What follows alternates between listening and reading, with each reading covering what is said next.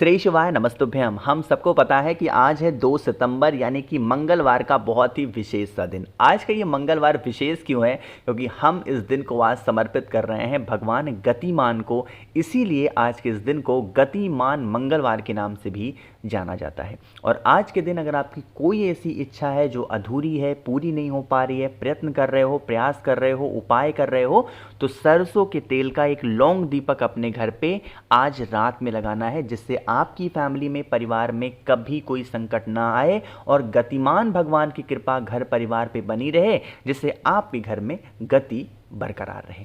अब समझने की कोशिश करते हैं कि इस उपाय को करना कहाँ पे। सबसे अच्छी बात है कि इस उपाय को करने के लिए आपको कहीं भी बाहर जाने की कोई आवश्यकता नहीं है। अपने ही घर पे आप इस उपाय को कर सकते हो, ठीक है ना।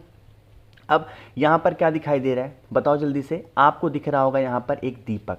तो आपको क्या करना है, इस दीपक के नीचे सबसे पहला काम करना है, आप लोगों को थोड़ा सा काला तिल रखना है। दोबारा बोल रहा हूँ, क्या रखोगे? दीपक के नीचे काला तिल रखेंगे। लेकिन दिया लगाओगे कहाँ पे? आपके घर में भगवान बजरंग बली की कोई फोटो हो, मूर्ति हो, प्रतिमा हो, वहां पर जाना और आप इस दीपक को रखने से पहले थोड़ा सा काला तिल दीपक के नीचे रखेंगे।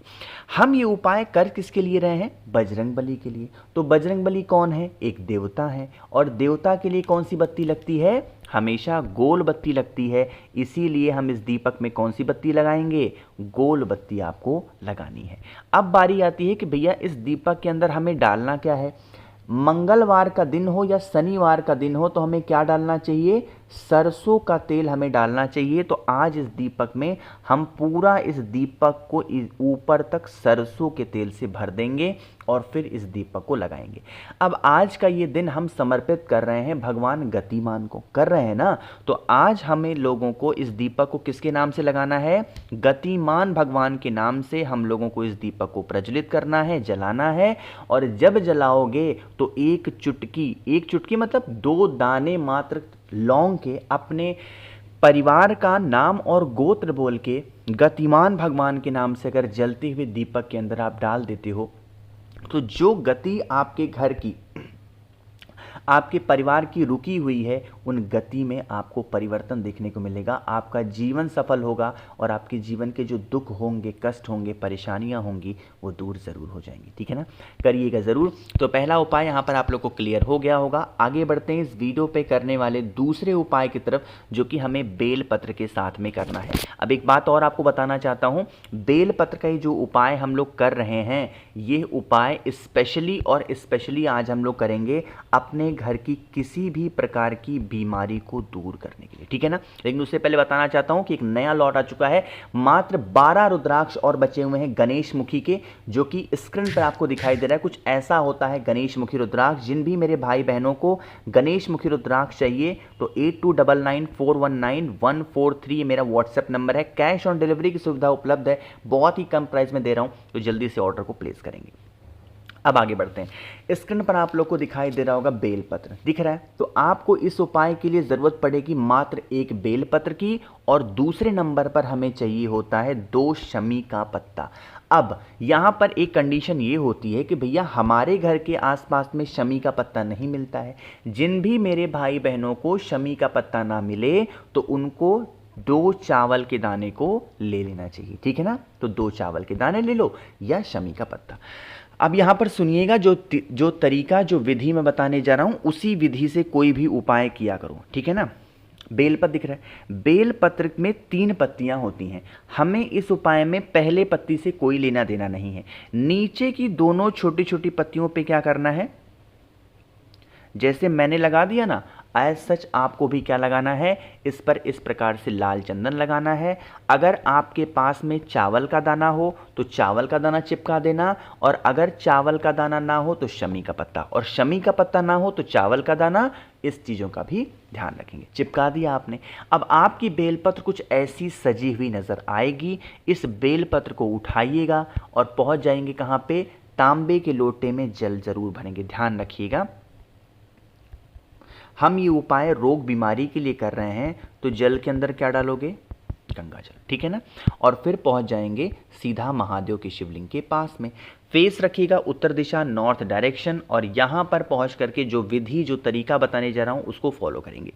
देखो, महादेव का पूरा परिवार शिवलिंग के ऊपर ही विराजमान होता है, इन बातों को किसी से छुपा नहीं है और मैं आप लोग को बताने जा रहा हूँ। देखो, सबसे पहले जो भोले शंकर की प्रिय पुत्री है ना, जिनका नाम है माता अशोक सुंदरी, आपके पास में जो बेल पत्र है जिस पर आपने लाल चंदन लगा के उस पर शमी का पत्ता या चावल का दाना चिपकाया ना, उसे माता अशोक सुंदरी के स्थान पे चिपका देना।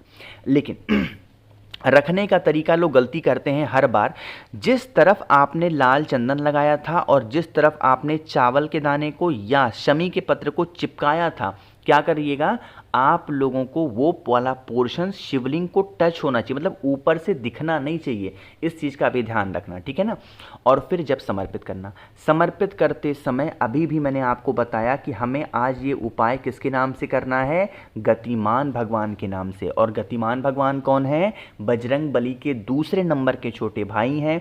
उन्हीं का ध्यान करते हुए, स्मरण करते हुए बेलपत्र को गतिमान भगवान के नाम से चढ़ा करके, और अब जब आप लोग एक लोटा जल महादेव के शिवलिंग के ऊपर समर्पित करोगे तो यहां पर किसका ध्यान करेंगे बताओ, कुंदकेश्वर महादेव का स्मरण करते हुए आपको जल चढ़ाना है। हाथ जोड़ करके महादेव से यही विनती करना, हे शिव शंभू, हे भोलेनाथ, हमारे घर परिवार में, हमारी फैमिली में ये इंसान है जो बहुत बीमार रहता है, परेशान रहता है, हम इसकी बहुत दवा करा चुके हैं, इसको कोई दवा असर नहीं करती है, आप इसकी बीमारी को ठीक करें।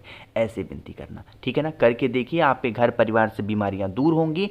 और दूसरी बात, जो भी व्यक्ति घर में बीमार रहा करे, आप उस व्यक्ति को जब दवा दो, मेडिसिन दो, तो कुंदकेश्वर महादेव के नाम से उस व्यक्ति से कहो कि इस दवा को खाया करो, ठीक है ना। चलो आगे बढ़ते हैं इस वीडियो के हम लोग अपने तीसरे उपाय की तरफ, जो कि ये तीसरा उपाय हमें किससे करना है, बेल पत्र के साथ में दोबारा से करना है, अपने ही घर पे करना है, कहीं जाना नहीं है। लेकिन सबसे पहले वीडियो को करिए लाइक, जिसने अभी तक चैनल को सब्सक्राइब नहीं किया। मेरी आवाज़ आप पहली बार सुन रहे हैं, चैनल को ज़रूर सब्सक्राइब करेंगे। समझने की कोशिश करते हैं इस उपाय को। स्क्रीन पर आप लोग को बेलपत्र जो दिखाई दे रहा है, आप लोगों को मात्र एक बेलपत्र लेनी है, इससे ज़्यादा नहीं लेनी है। यह उपाय स्पेशली हम लोग करने वाले हैं आज आपकी इच्छाओं की पूर्ति के लिए। किसके लिए, इच्छा की पूर्ति के लिए। बेलपत्र तो आपने ले लिया, साथ ही साथ आज के इस दिन पे हम लोगों को पीला चंदन भी ज़रूर लेना चाहिए। क्या लेना है, पीला चंदन। और पीले चंदन के साथ में जब मंगलवार को हम कोई उपाय इच्छा पूर्ति का करते हैं तो क्या लेते हैं, काला तिल भी लेते हैं। पहुंच जाएंगे सीधा महादेव के शिवलिंग के पास में। यहाँ पर पहुंच के सबसे पहला काम करना है, जो पीला चंदन मैंने दिखाया उसका लेपन पहले गतिमान भगवान के नाम से माता अशोक सुंदरी के स्थान पे करोगे। लेकिन अब सिर्फ और सिर्फ लेपन यहीं पे करना है माता अशोक सुंदरी के स्थान पे। अब आप अपने जो साथ लेके गए हो पीला चंदन, उसको साइड में रखना। जो पीला चंदन माता अशोक सुंदरी को लगाया ना, उसी में से पीला चंदन निकाल करके महादेव के शिवलिंग के ऊपर लगा दिया। लगाने के बाद में जो आपके पास में काला तिल है, उस काले तिल को रख के जो भी इंसान घर में बीमार है या जो भी प्रकार की परेशानियां हैं, इच्छा है, मनोकामना है, उसकी कामना करते हुए काले तिल को चढ़ाना। और फिर एक बेलपत्र जो मैंने आपको दिखाया था, उस बेलपत्र को इसी पीले चंदन काले तिल के ऊपर चढ़ा के और एक लोटा जल। अब आज के दिन जब आप जल चढ़ाओगे तो चंपेश्वर महादेव का ध्यान करना। किसका ध्यान करेंगे, चंपेश्वर महादेव का स्मरण करते हुए अगर आप इस उपाय को करते हैं तो इससे आपकी बरसों पुरानी जो मनोकामना होगी वो पूरी ज़रूर होगी। आगे बढ़ते हैं इस वीडियो के सबसे अलग, सबसे स्पेशल उपाय की तरफ, जो कि ये भी हमें अपने घर पे ही करना है। स्क्रीन पर आप लोग को एक माला टाइप का कुछ दिखाई दे रहा है। सबसे पहले समझ लो इस उपाय के बेनिफिट क्या है।